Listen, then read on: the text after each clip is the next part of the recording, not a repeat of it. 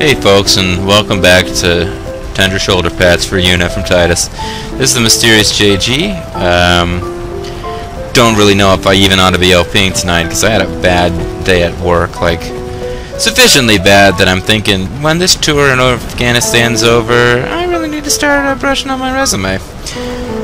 Hopefully by the time I get back from Afghanistan, maybe I won't be in quite that foul mood with my current job. But hey, what better way to soothe my troubled soul than with Titus looking wistfully at whatever he's looking at? No, what better way to soothe my troubled soul than to come back to Let's Play Final Fantasy X. Now, here's the dealio, folks. I've actually got 2 saves at the Macalania Agency. One of them where you've seen me play through, and one of them where I've done a lot of power leveling. I think we're going to beat at least... There's a boss battle coming up very soon, and there's another boss battle not too long after that, and I want to beat those boss battles with the unleveled party to give them a sense of challenge and excitement. Then we'll switch over to probably the overleveled party for a bit. But before we do that, you may recall that in the previous video we unlocked a Jecht sphere, and we were able to watch a message that Jecht recorded to his son, Titus. Or Titus, whatever the hell you feel like calling him. And it told us that Jecht spheres have now appeared throughout Sphera, or they have been unlocked. You can now look at the Jecht spheres that record Jecht's journey. Well, with the help of GameFAQs, I went back and collected all the Jecht spheres that you were able to get at this point in the game. So, there's one more Jecht sphere we haven't been able to get yet, but I've got save slots where I actually find each of the Jecht spheres. So let's open up this video by looking into the past. Now you might be thinking, wow, Mysterious JG, you really have no life. I mean, you spent all this time going back off camera. You went all the way back. As you can see, folks, this is Besaid. You can travel all the way back to Besaid. You can walk on the ground, back through Macalania Woods, back through the Thunder Plains, back through Salam. You can cross back over to the Moonflow again once certain plot events have taken place. Like you can't cross the Moonflow then immediately go back. You got to talk to Seymour and do some stuff. But eventually, our good friend Seymour. But eventually, you'll be able to go back. Then you can go back through the Mushroom Rock High Road, through the the Mushroom Rock Road, the Behan High Road. You can go back to Luca. You can get to the port to Luca. You can take a boat back to Kilika, and from Kilika you can take a boat back to Besaid, which I have done. Talk to me, buddy. I can't believe Operation Behan was a failure. I just can't. And here's an interesting thing. People have new stuff to say, even though there's really no reason we would normally come back here. It's kind of strange that we did. I can't believe Wakka's leaving the team. With you and Wakka there, the Aurochs would have been the winning streak of the century. I kind of got to liking this town. Maybe I'll give up seafaring. As far as this is 3 people in a row, and nobody has mentioned what I was going to tell you is the big talk of the town. Do not disturb our prayers, heathen. Fuck you, bitch. I heard you whooped me. Sorry, I was in a bad mood. Okay, these guys are all talking about the Aurochs, but at the beach area I talked to people, and everyone was talking about Yuna's wedding to Lord Seymour. And this is what surprised me. I'm kind of impressed at the effort they put into it, because I think it's unusual that somebody would go back like I did, all the way to Besaid at this point in the game, looking for the Jecht spheres. Certainly, if you didn't have a FAQ where you knew where to find them, I don't think anybody would go back. You keep going forward with the story. It's ridiculous that I did this, but I wanted to tell you, although this is it's not a tiny, where, I mean, it took a little time for me to travel back, fleeing from battles and stuff like that. If I'd had like an item with a no encounter ability, it would have been ludicrously fast, actually. Because what you realize is, well, this game isn't quite Metal Gear Solid 4 Guns of the Patriots. Up until this point in my gaming career, this was the most cinema-heavy game I'd ever played. And you start to realize, as you go back and run through the game again, that without, like, every couple of steps, there's a new cinema where Wakka and Lulu talk about whether they want Titus with them, and Yuna looks nervous and says she wants him there, and blah blah blah. Or like Seymour coming out and his super friendly music plays as he says, "Hold, I have a request." Without all that stuff, you really don't travel that far. But anyway, without further ado, here's the first Jecht sphere that you can find. At least if you start numbering them from where you are at the beginning of the game and where you move to. So it's just here, we can see it. If we went over to this spot before fighting this Pharaoh and getting that whole sequence, we wouldn't be able to see it. You couldn't interact with it. But now it's here. So let's look at it. Obtained Jecht Sphere. Take a look. It's in a book. Or leave it alone. Now let's take a look. Smallest heap of huts I ever seen. Now, that looks like a fine place to live. Orin. My lord? When this is over, could you bring Yuna here? I want her to lead a life far away from this conflict. You have my word. I will bring her here. Thank you, Orin. You're a good friend. What are you guys doing? Let's go! I'm so hungry I could eat a shoe puff whole. Sorry. Well, let's go then.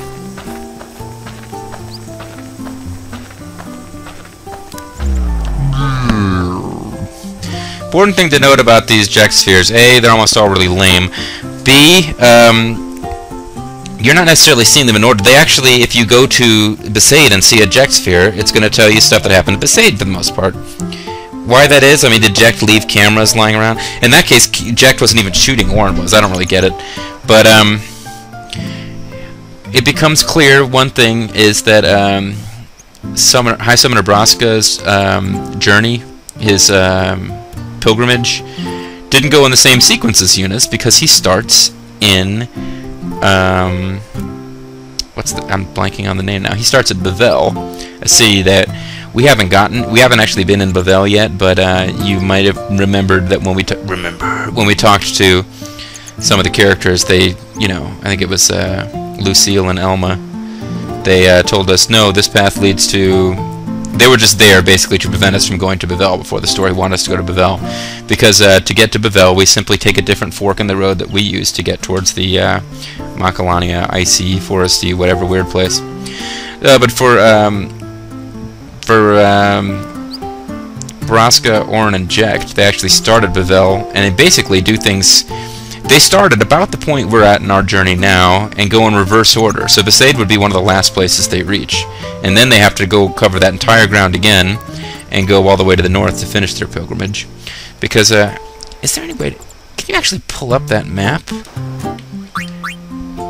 I know that a lot of the folks that are watching this LP probably already know all this, but I guess it's not considered a key item. There it is. So that little quill is pointing at Besaid Village. I guess I'll use my cursor. I don't know if you'll be able to see it. I forget how I've got it set now. There is actually Lady Unaleska and Lord Zayon. I never really noticed that before. I'm pretty sure that's who those are meant to be. But this is Besaid. Kilika is either here or here. I think it was here. Luca's here. And then you kind of, the Behan High Road and the Mushroom Rock Road are supposed to kind of take you up through all of this. I think the Moonflow is about here.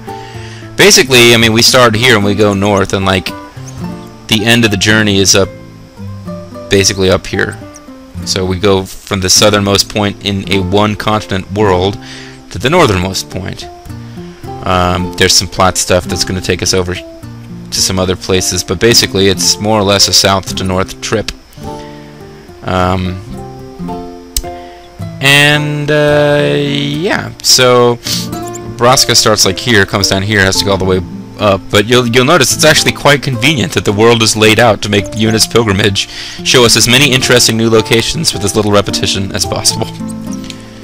Alright, but that's quite enough of that. All I'm getting at is that by the time is that you're seeing these Jecht spheres, you're not seeing them in like a chronological sequence for Jecht and his party. Party. Jecht party. So let's look at the next Jecht sphere, which is on a boat. Motherfucker, it's the SS Leaky. I think this is the boat going from Besaid back to Kilika, but like, because they are different boats. It's a miracle the ship can sail after the beating Sin gave her. Yeah, we can talk to the monkey, but it won't do anything. There was talk about warrior monks coming on board to blah blah blah. You'll notice in this it's a little different. If I try to go down, it will actually trigger that I can end the journey immediately. You try to talk to these kids, they get yippee wee. They don't really say anything terribly useful. You can head up here and you can talk to folks on the boat. It's just like, ever since Sin got to him, my partner has turned into a gutless wanderer. He used to be so dependable, but now he just stares in the sea with terror in his eyes. There's a cat over here. That's cute. The SS Leaky is funded by Evan. That's great. When I die, I want to have a grand sending to the far plane. I'll ask them to reserve the Lucas Stadium for the ceremony. My husband used to be a pro blitzer. He was the goalie or something. I wonder if they're related. Looks like they're married. I'd say they're related. Looks like they're married. Don't give me such nonsense. Don't give me such... Oh, so what happens if I choose the other one? I don't think this is important at all. I'm curious.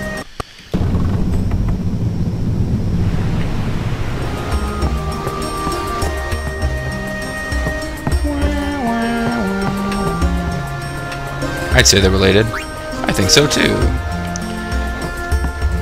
So, yay, that... What the heck difference did that make? Now I feel bad that I just like outright lied, so I'm going to completely ignore the question instead. Let's look at the Jecht sphere, which is what we actually came here from. Or let's leave it alone and see what happens. You can still trigger it. I don't know why you would leave it alone, but...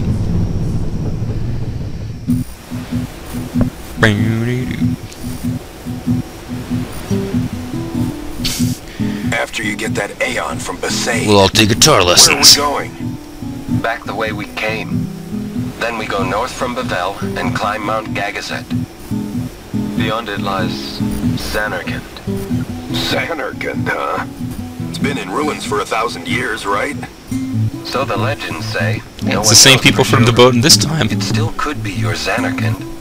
Thanks for trying, Orin.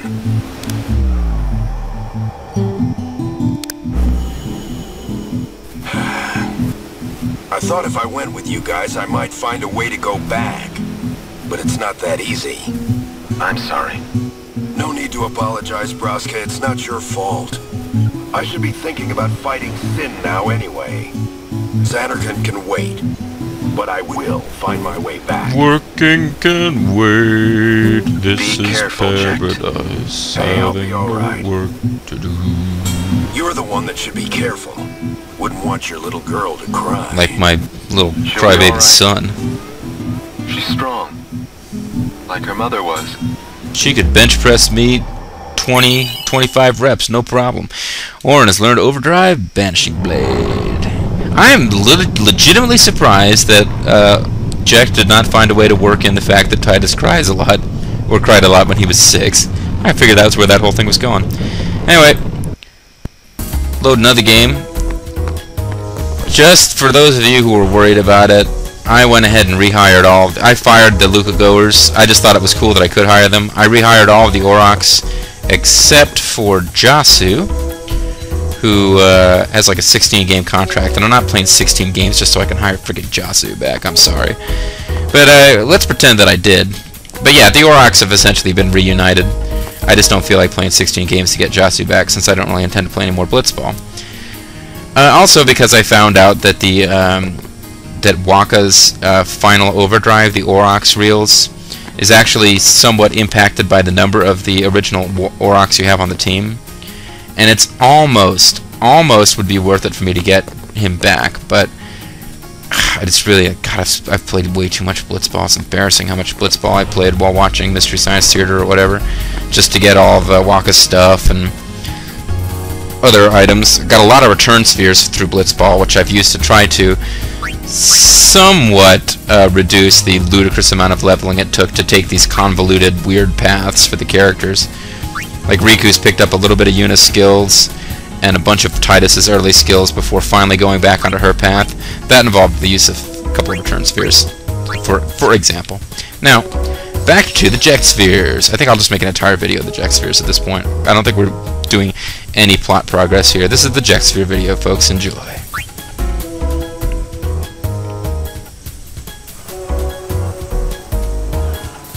Hey, No, I got a Bic lighter. But I don't understand why you wanted me to. Didn't you say you have Blitzball in your Xanarkand? Your Xanarkand. Sportsman, are ya? Working on your form? Hey, screw you, My Braska. form don't need no work. I'm the great Jecht. It's for my kid. Your son plays Blitzball? Yeah, and he wants to beat his old man bad. Once I told him to give it up. He didn't speak to me for a week. He still flashes back to it, I wonder what he's doing now. crying. I hope he got bigger and put on some muscle. God, he's a pansy bitch. Anyway. Hey, what's the big idea? Stop shooting. Crybaby. So I guess Jecht was supposed to have gone off into a corner and started sobbing because of Titus's scrawniness. I don't really know. I've spent too much time talking between these. Let's keep it rolling. You get another Jecht sphere by going to the bottom of the old path on the Behan High Road. This is pretty much where you land if you get defeated by the Chocobo Eater. And if you come back here after getting this Pheromoth thingy, you get a Jecht sphere. So let's check it out. Luckily, you don't have to get off the Chocobo. There's a fat lady stuck in an elevator, and I'm checking it out. Giant fiend that attacks Chocobos. What's it waiting for? Hey, come out and fight! I told you this was a waste of time. Hey, come on! It's the right thing to do. Playing the god-awful boss music. Everyone? Besides, it's good practice. Sin's like a Chocobo eating monster, right? I guess you're right. Well then? There it is. Alright, let's get him! Right. Close-up of Braska's crotch. Thank you, Braska. I don't even know what Aeons they'd have at that point. If they got the one from Bevel first, the Aeon you get at Bevel is actually pretty much the best Aeon, so... Well, I mean, there's secret side quest Aeons that everyone knows about since the game's been out for so long, but of the mandatory ones you can't win the game without getting because they're plot events, I'm pretty sure the one you get at Bevel is actually the strongest. Anyway, let's keep going. Doo-doo-doo. As much as I love the music. Doo-doo. Doo-doo. Doo-doo-doo-doo-doo-doo. And, oops, that's actually the same state. Let's load this one. Now we're on the Mushroom Rock High Road. This is around the area where we go tell Luzu, or Gata, but I think Luzu. We go talk to Luzu. We're like, hey Luzu, what's up? And Luzu's like, hey guys, I am responsible for the death of Chapu. Remember that scene? Yeah. Anyway, here's a Jecht sphere from where Jack Dorn and Braska once found out who was responsible for the death of, like, past Chapu. I guess they're responsible for the death of, like, Waka's parents or something. Thanks for everything, Keenock. Echo, echo. I know I don't need to tell you this, but guard Lord Braska well. That I will. And you'll be busy too. I heard they made you second in command. You know that promotion was meant for you. You were always the better one, even until the end. Even now. Always. You make it sound as if I was going off to die or something. I will see you again. Yes. Well then. Going already? That's kind of what the conversation's about. You will tell me about Xanarkand when you return, won't you? Even then, he laughed at direct questions. Of course, it's implied that he's going to tell him, but Keenock lost the beard. I guess as part of his general baldness, he lost the beard. Because that was pretty much a generic Yevon Knight sprite that we'll be seeing later when we actually go to Bevel. I think we've probably seen it already, to tell you the truth.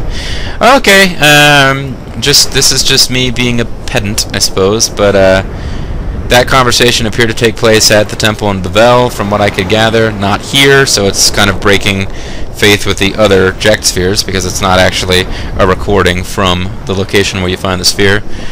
It's really forced that the very small piece of dialogue that Orin and Keenock have later when Keenock says, tell me about Xanarkand, I don't feel like there's any particular reason to refer to Keenock, please tell me about Xanarkand when you come back. Like, is that really what you tell the guy?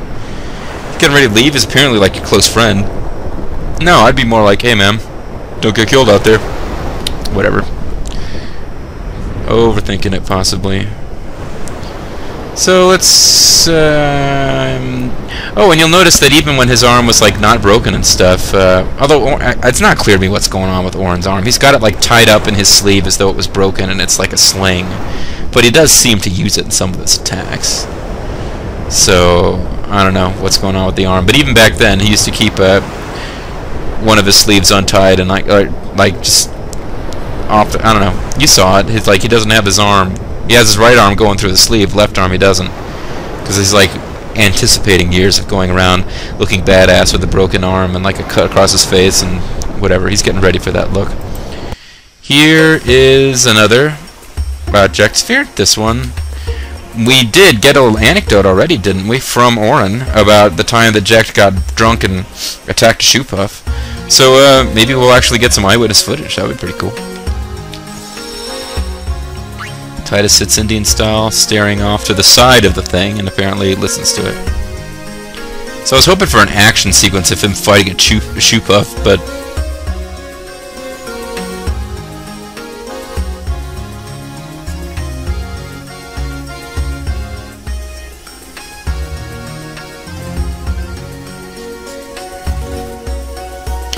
there's Braska in his parrot costume.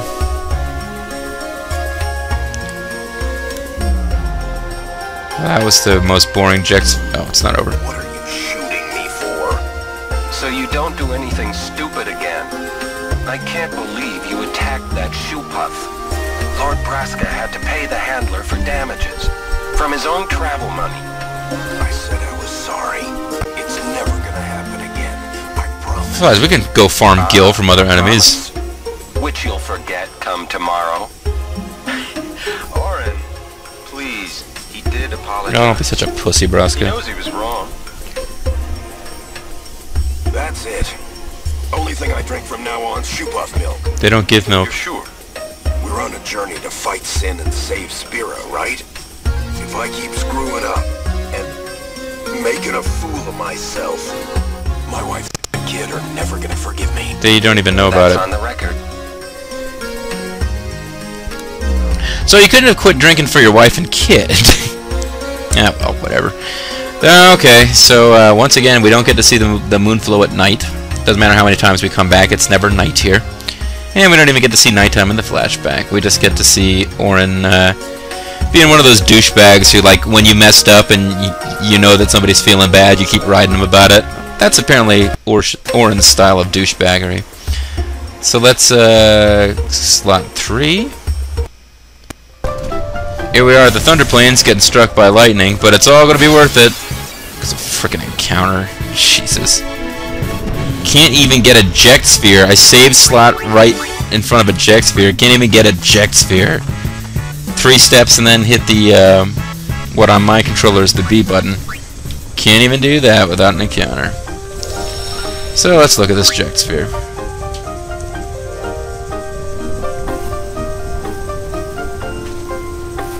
Hey, hold it steady. Why? What are you even trying to shoot? Why am I doing this? What do you see there, my lord? Oh, I was just thinking. I really should have chosen better No Guardians. fooling around. You're gonna spoil it. Whoa. What is he even trying to do?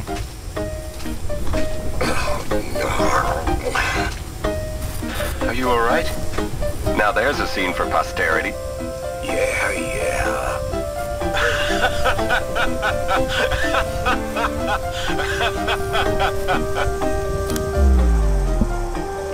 So, Orin,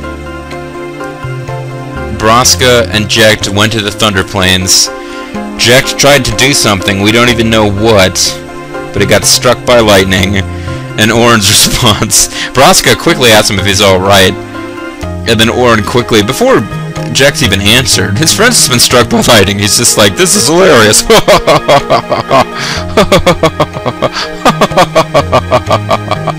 Let's go meet Tashitsi. He knows how to heal lightning death wounds. I don't know. Orin Oren really does come across as being a total douchebag in these flashbacks. It is. I mean, there's not a whole lot to them. They're very short, but Oren just seems like kind of a prick. Let's go back to slot 2. This is the last one. There's one more Jecht sphere, but we haven't gotten to it in the story, so there will be one last Jecht sphere we unlock later in the game. But this is actually the last one we've got now, and the second last one ever. Which means that if you were hoping that the Jecht spheres would fill in a lot of color and detail about Braska's journey, not really so much. Just a little bit of detail, not exactly a great narrative filling you in on their adventure or anything. As a matter of fact, much later in the game we're going to get to an area where we do see some of it spelled out for us as, like, plot. There's, you remember how we found how Seymour has a room that shows you, like, stuff from the past? There's going to be a similar plot-contrived reason we get to see some scenes of Jecht, Braska, and Oren. And they'll actually tell us in those scenes a good bit more than any of this does. But let's watch one more of these Jecht spheres.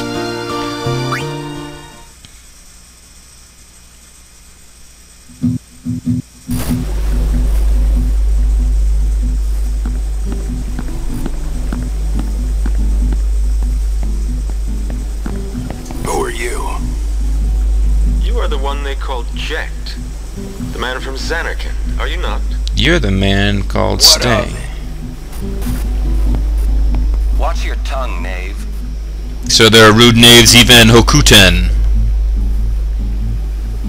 And Braska looks at him like, shut the fuck My up. apologies. I am Braska. No, Braska looks at him like, not now, honey. I've come to take you from this place. Sounds sweet. What's the catch? That easy to see, was it? You're going to be sacrificed To Zanarkand. to the gods of Seriously? carnage. I would like you to join us. It will be a dangerous trip. We're hunting Yet, the most dangerous game. if we do reach Zanarkand, my prayers will be answered, and you will be able to go home. We think. What say you? Quick, let's go. So quick? Anything to get out of here. This place smells like Oren's jockstrap, and I don't even know who Oren is yet. I'm already making fun of him. This drunkard, a guardian? Hey, Who's got the big sake flask they carry with them at all times, Oren? What does it matter? No one truly believes that I, a fallen summoner wed to an Al-Bhed, could possibly defeat sin. This is what they say. No one expects us to succeed. Braska, sir. Let's show them they're wrong. A fallen summoner, a man from Zanarkand, and a warrior monk doomed to obscurity for refusing the hand of the priest's daughter. About as much as we ever learn about Oren. Delightful irony it would be if we defeated sin. stop gabbing and get me out of here.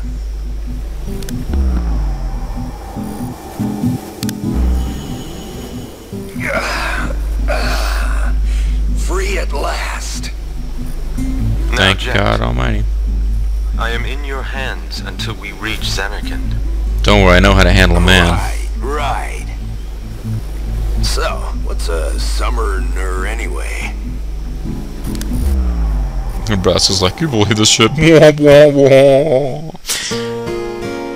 Alright, so as near as I can tell, Braska asked Jecht to be his guardian because he thought it would be a hoot. Hey, here's some drunk guy. He's obviously out of his frickin' mind because he thinks he's from Zanarkand, a city that's been dead for 1,000 years. What did he say? We bring him along, Oren. But sir, that's stupid. Shut up, Oren. And Oren, well, we find out in that flashback that apparently he was a warrior monk, part of the Yevon clergy, and because he refused the hand of a priest's daughter, he sabotaged his own career, basically made a powerful political enemy.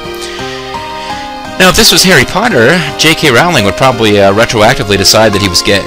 You know, sort of a Dumbledore thing. It's like, you know, now that the books are all done, what do you say Oren was gay the whole time?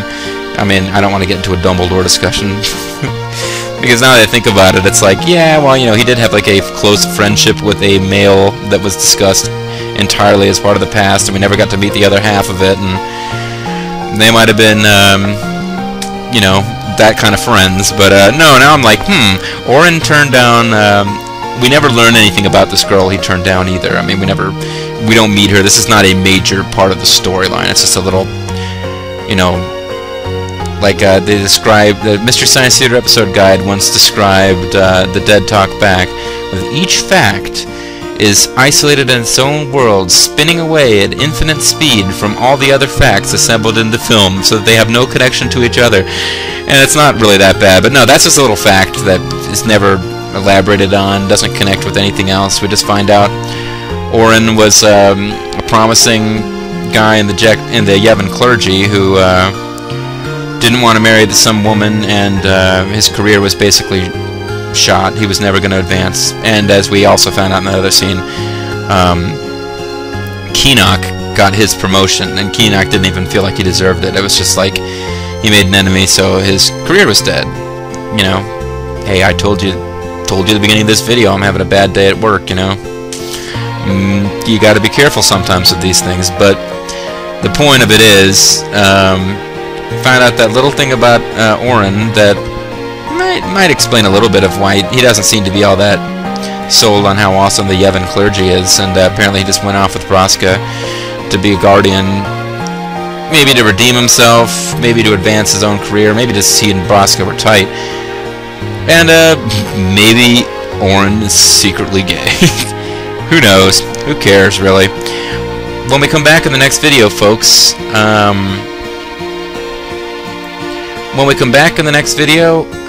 we are actually going to advance the story a little bit. Coming up is a sequence where there's multiple dialogue paths depending on which character you have the highest affinity with.